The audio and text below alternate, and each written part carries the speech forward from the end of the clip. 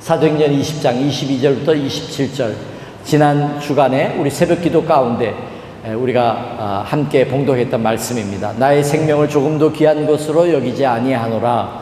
다 같이 일어나셔서 우리 말씀을 봉독하시겠습니다. 한 목소리로 시작. 보라, 이제 나는 성령에 매여 예루살렘으로 가는데 거기서 무슨 일을 당할는지 알지 못하노라. 오직 성령이 각 성에서 내게 증언하여 결박과 환난이 나를 기다린다 하시나 내가 달려갈 길과 주 예수께 받은 사명 곧 하나님의 은혜의 복음을 증언하는 일을 마치려 하면은 나의 생명조차 조금도 귀한 것으로 여기지 아니하노라. 보라, 내가 여러분 중에 왕래하며 하나님의 나라를 전파하였으나 이제는 여러분이 다 내 얼굴을 다시 보지 못할 줄 아노라. 그러므로 오늘 여러분에게 증언하거니와 모든 사람의 피에 대하여 내가 깨끗하니 이는 내가 꺼리지 않고 하나님의 뜻을 다 여러분에게 전하였음이라. 아멘. 자리에 앉으시기 바랍니다.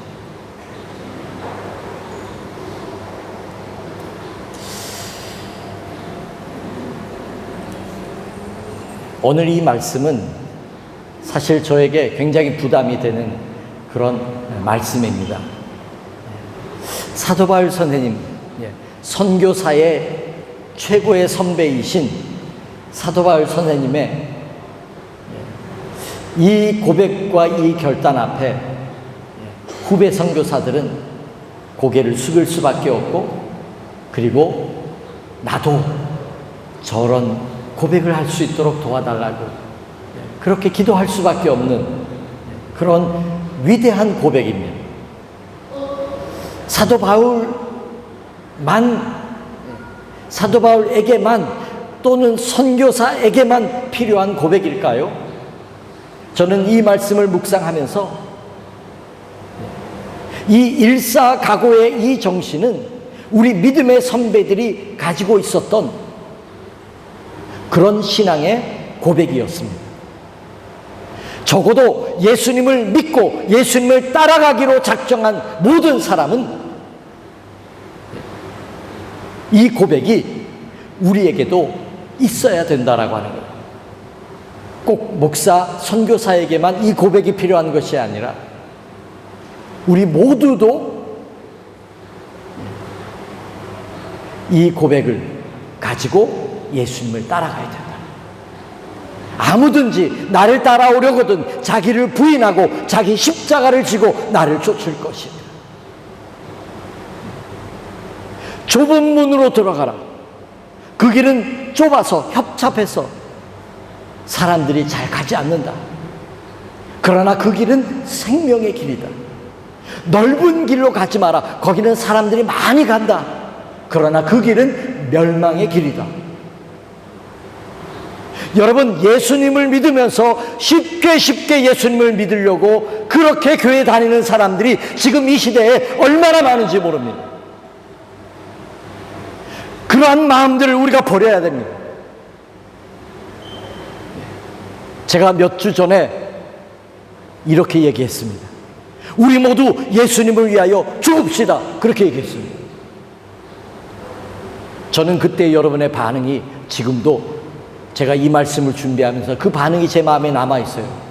냉랭했던 반응. 아무런 반응이 없었던 반응. 주를 위해서 죽읍시다 그랬는데 죽으려면 멀었구나.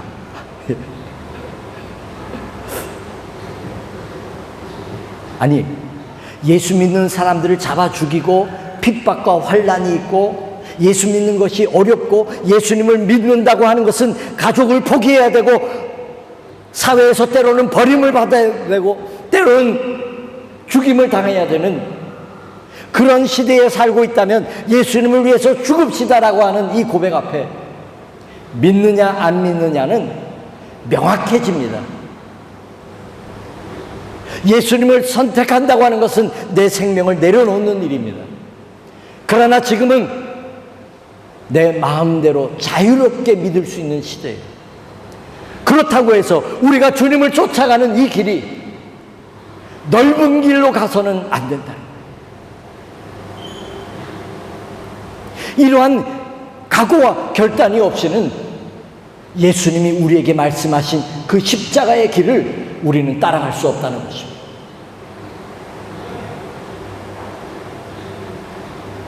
오늘 이 말씀이 저와 여러분에게는 무거운 말씀이에요. 그러나 저는 해야 되겠어요. 사도 바울 선생님이 오늘 말씀, 이 말씀은 내가 이제 다시 너희를 못 볼 줄 아노라. 그리고 에베소 교회 장로들을 청해가지고 마지막 유언처럼 하는 얘기예요. 그런데 여기에 보면 사도 바울이 이렇게 얘기합니다. 나는 은이나 금이나 이런 거 탐하지도 않았고, 내가 스스로 돈 벌어가면서 내 생활비 내가 충당해 가면서 내가 그렇게 살아왔다. 그래서 나는 아무 꺼리낌 없이 내가 하나님의 뜻을, 하나님의 말씀을 그대로 다 전했다. 설교자의 최고의 영광은 하나님의 뜻을 하나님의 뜻대로 증거하는 겁니다. 사람들의 눈치 보지 않고, 사람들이 듣기 좋은 말 하지 않고 하나님의 뜻을 있는 그대로 전하는 것이 목회자의, 설교자의 최고의 영광이에요. 그게 목회자의 최고의 상급이에요. 그러나 하나님의 말씀을 변질시키고 사람들이 듣기 좋은 말만 하고 그렇게 설교를 한다면 하나님 앞에 갔을 때 제일 혼나는 문제가 바로 그 문제예요. 그게 두려운 거예요. 우리가 전하는 저도 그렇고 말씀을 받아들이는 여러분도 그렇고 하나님의 말씀을 하나님의 말씀 앞에 우리가 서야 되고, 하나님 무엇을 말씀하셔도 제가 믿고 따르겠습니다. 이 일사각오의 그 순종의 마음, 그 결단이 없이는 우리가 하나님의 말씀을 깊이 받아들일 수 없고 하나님의 말씀이 내 심령을 수술할 수 없어. 하나님의 말씀은 살아있고 운동력이 있어 좌우의 날선 어떤 검보다도 예리하여 우리의 혼과 영과 골수를 찔러 쪼개기까지 합니다. 그 말씀이 우리의 혼과 영을 왜 찔러 못 쪼개는 걸까요? 내가 듣기 좋은 것만 들어요. 사람들이 듣기 싫어하는 말을 설교 안 합니다. 잘. 회개하라고 지금 이 시대는 회개해야 산다고 목이 터져라고 외쳐야 될 이 시대에 우리가 살고 있어요. 죄를 죄로 여기지 않는 이 시대에 살고 있어요. 이 강단이 어떻게 돼야 될까요? 날마다 회개를 하라고 하는, 불을 토하는 말씀들이 있어야 돼요. 하나님의 뜻대로 살지 않으면 죽는다고 하는 심판의 목소리가 여기서 넘쳐나야 됩니다. 예수님을 위해서 우리가 죽자고, 모든 것을 다 버리자고, 그런 외침이 이 강단에 있어야 저도 살고 여러분도 살아요. 아멘. 이 말씀이 제 심령을 막 두드려요. 아까 여기서 찬양하는데도 오늘 우리가 불렀던 마지막 찬양, 주가 일하시네, 주가 일하시네. 아낌없이 모든 것을. 어느 목사님이 지금 돌아가셨어요. 제가 아버지처럼, 영적인 아버지처럼 모시는 분이 그런 간증을 하시더라고요. 통장에 돈이 조금 모였나 봐요. 그랬더니 마음이 자꾸 거기에 가대요. 그리고 그것이 자기를 든든하게 해주더래요. 저는 지난 4월 달에 한국에 가서 스리랑카에 30년 정도 넘게 있다 보니까 뭐 연금이 어떻고 이런 거 하나도 몰라요. 누가 얘기해 주는 사람도 없고. 근데 나중에 정말 힘이 다 빠지고 아무 일도 할 수 없게 됐을 때 자식들에게 신세지기 싫어서 그래 연금이라도 들어놓자. 그래서 제일 싼 거 한 나중에 10년 넘어가면 이제 19만 원인가 18만 원인가 받는 제일 싼 연금을 들었어요. 그런 생각이 드는 거예요. 통장에 있는 잔고가 내 삶을 보장하지 않고 연금이 내 삶을 보장하지 않는다면 내가 하나님 앞에 믿음으로 산다는 게 뭔가. 제가 사업 선교를 하잖아요. 비즈니스 에즈 미션. 그것을 하면서 어느 해 하나님 앞에 그렇게 제가 결단한 적이 있어요. 하나님, 제가 돈을 벌면서 선교를 하지만 제 이름으로 된 집은 제가 갖지 않겠습니다. 그렇게 하나님 앞에 서원하면서 기도한 적이 있어요. 왜? 돈을 벌면 욕심이 생기기 때문에 그 욕심을 차단하기 위해서 제가 그렇게 얘기했어요. 내 힘으로 내가 재산을 축적하지 않겠다고. 하나님 앞에 갔을 때 내가 여기에서 이 땅에서 돈을 얼마만큼 모았고 얼마나 난 집에서 살았고 얼마나 좋은 차를 굴렸고 그것이 문제가 아니라 주를 위하여 내가 얼만큼 헌신했냐.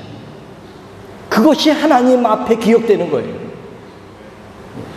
연금이 나를 보장하는 것이 아니라 통장에 있는 잔고가 내 노후 생활을 대비해주고 책임지는 것이 아니라 하나님이 내 인생을 책임지는 거예요. 미련하게 아무것도 하지 말라는 얘기 아니에요. 저축하지 말라는 얘기도 아니고 연금하지 말라는 얘기도 아니에요. 지혜를 동원하여 투자도 하고 연금도 하고 재산을 증식하기도 해야 됩니다. 그러나 거기에 마음 뺏기면 안 돼요. 거기에 마음이 뺏긴다면 내려놓으세요. 우리의 심령이 가난한 자는 복이 있나니 천국이 저희 것임이라고 했는데 내 마음을 사로잡는 것이 꽉 차 있다면 우리가 그것을 내려놓기 위하여 스스로 가난에 처해요. 스스로 가난에 처해요. 사도 바울은 성령의 매임을 받아 그렇게 고백합니다. 성령의 매임을 받았다. 제가 선교 편지를 쓰면 그런 고백을 합니다. 선교 편지 쓰면 맨 마지막에 스리랑카의 메인종 강기종 선교사 올린 스리랑카의 메인종. 사도 바울은 성령에 매여서 내가 예루살렘으로 간다 이렇게 얘기하는 거예요. 매였다는 말이 무슨 말일까요? 제가 스리랑카에 매였다는 말을 쓸 때 저는 이런 마음으로 줬거든요.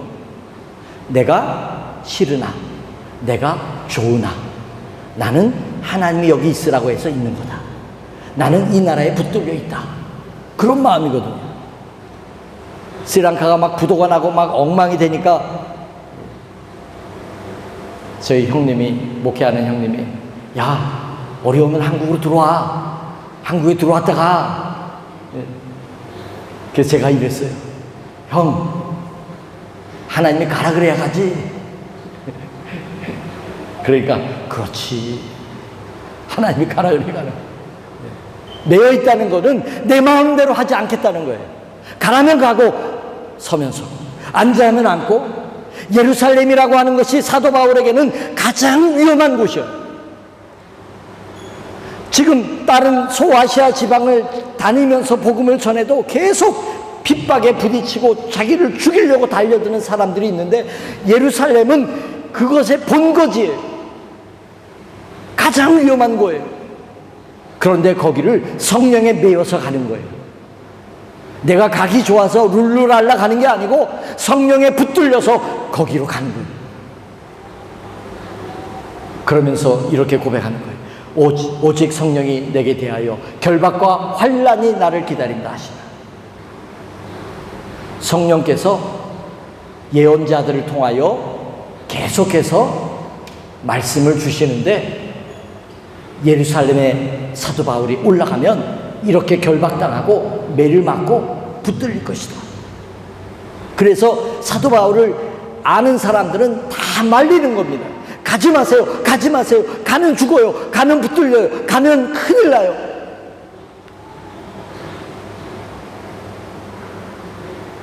성령께서 알려주셨어요. 가면 이렇게 된다. 그런데 사도 바울의 결단은 뭐예요? 내 앞에 결박과 환난이 나를 기다린다고 하지만 내게 주어진 사명, 이것을 내가 끝마치려 하면은 나의 생명을 조금도 귀한 것으로 여기지 않는다.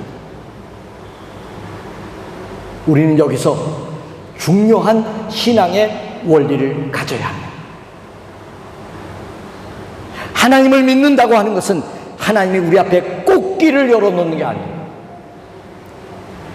하나님 믿으면 형통하고, 하나님 믿으면 건강해지고, 하나님 믿으면 잘 살게 되고, 자칫 기복신앙, 기독교는 번영의 신앙이 아닙니다. 여기에 쏘가 넘어가면 안 돼요. 기독교는 번영의 신앙이 아닙니다. 오히려 예수 믿으면 버려야 돼요. 예수 믿으면 환난과 핍박이 있어도 그 길을 가야 돼요. 예수 믿으면 돈을 모으는 사람이 아니라 돈을 쓰는 사람이 되는 거예요. 가치관이 뒤집어져야 돼요. 예수 믿으면 개척자가 되는 겁니다. 예수 믿으면 희생하는 사람이 되는 겁니다. 세상은 악착같이 남을 망하게 해서라도 내가 잘 살려고 합니다. 끌어모읍니다. 남의 것을 빼앗습니다. 그러나 우리 신앙인은 아닙니다. 내 것을 베푸는 사람들이, 나를 희생하는 사람들이 알면서 그 길을 가는 거예요. 알면서. 끝으로 한 가지만 더 말씀을 드리면, 주 예수께 받은 사명을 위해서 나의 생명을 조금 더 귀한 것을 위해서. 자, 우리는 무엇이 있어야 될까요? 내자. 무엇이 있어야 될까요? 사명의식. 사명의식이 꼭 있어야 돼요.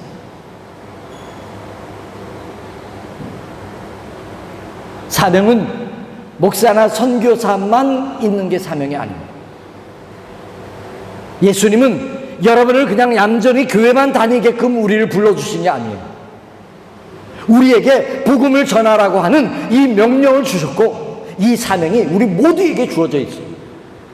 어느 누구도 예외됨이 없어요. 우리는 빛과 소금이 되는 이 사명이 있는 거예요. 나는 없어요. 그 사람은 없어요. 우리에게 필요한 것은 이 사명의식이 필요한 겁니다.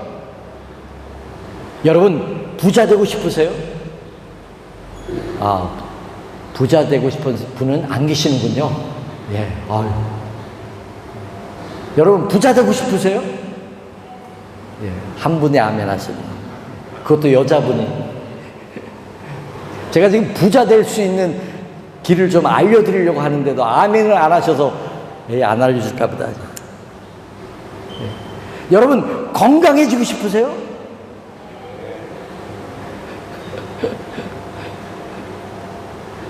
에이, 안 알려줄까 보다.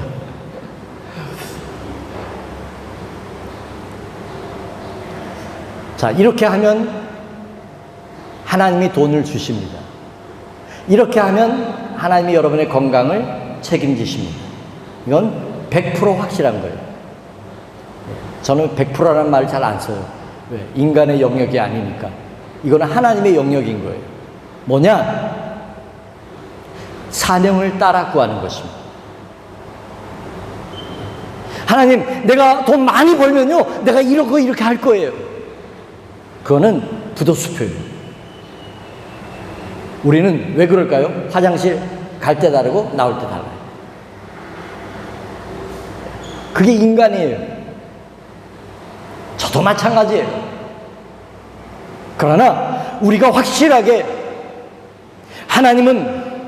하나님이 재물을 맡길 만한 그릇이 준비되어 있고 확고한 사람에게 주셔야 그게 그 사람에게 그 재물이 복이 되는 것이고, 그 재물을 통하여 하나님의 영광 받으시는 거예요. 그러나 감당할 수 없는 사람에게 재물이 주어지면 그 재물은 독입니다. 그 재물은 저주입니다. 제가 심하게 얘기하죠. 그건 저주예요. 그 재물 때문에 그 사람 망하게 되어 있어요. 로또 당첨이 돼서 잘 된 사람보다도 로또 당첨이 됨으로 인하여 망한 사람이 더 많아요. 통계가 나와 있어요. 돈은 독이에요, 독. 그러나 그것을 감당할 만한 믿음이 있고 그릇이 있고 사명이 있는 사람에게는 하나님이 그 사람을 통하여 마음껏 그 재물을 통하여 마음껏 선한 일을 베푸세요. 부자가 될 수 있는 길이 뭐냐? 하나님의 사명의 의식에 붙들려서 하나님 앞에 물질을 구하는 거예요. 물질을 구하고 내가 뭐 하겠다가 아니고 먼저 하나님의 사명으로 무장하세요. 그리고 작은 거라도 그 사명을 향하여 한 걸음 한 걸음 나아가서 보여주세요. 하나님 앞에 여러분의 그 사명 의식을, 믿음을 보여주세요.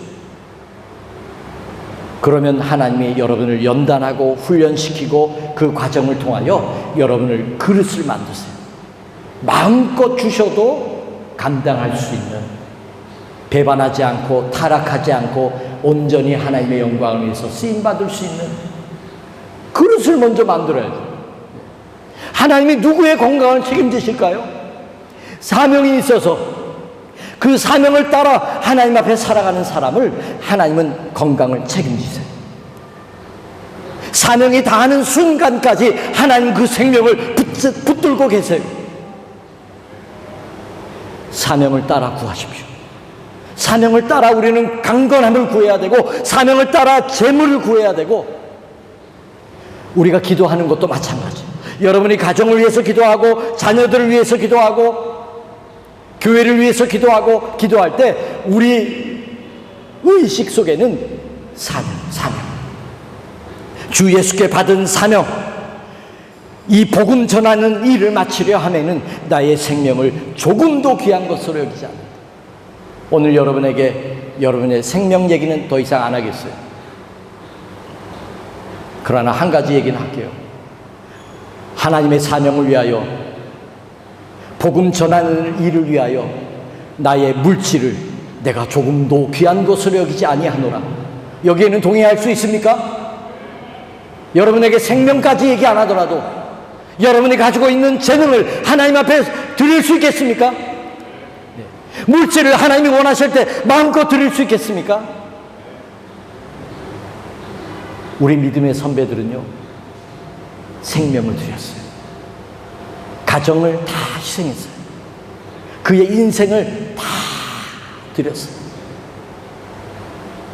물질은 아무것도 아니에요. 교회를 질 때 머리카락 잘랐고요, 피 뽑아서 피를 팔아서 드리기도 하고, 자신이 가지고 있는 금붙이 다 드리고, 심지어 은행에서 융자를 받아서 하나님 앞에 드리기도 하고, 집을 팔아서 전셋집으로 가고 하나님 앞에 드리기도 하고. 그게 억지로 시켜서 되는 게 아니에요.